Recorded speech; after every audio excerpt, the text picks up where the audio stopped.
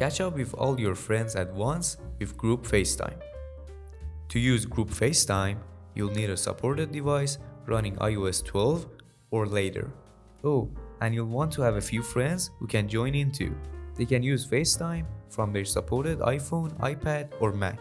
One way to start Group FaceTime is from Messages. In a message, tap the group or contact at the top of the screen. Then choose FaceTime from the drop-down menu. This will start a FaceTime call with everyone in the message. Each friend in the call will appear on a screen in their own title. You can also add someone to a FaceTime call after it's already started.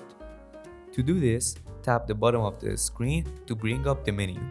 Swipe up from the handle, tap Add Person, and type in a name.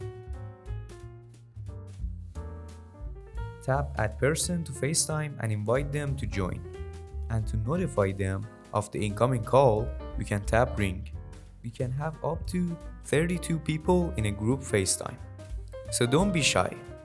Invite your whole crew.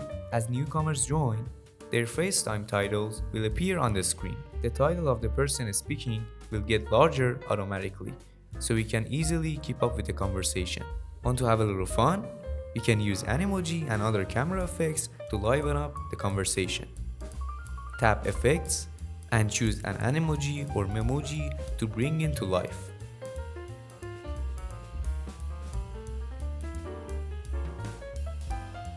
You can also add stickers, filters, and animated text effects.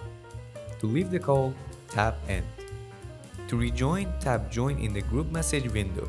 The call will stay active until the last two people hang up. For more helpful tips like this, subscribe to MobileBaz YouTube channel. Thanks for watching.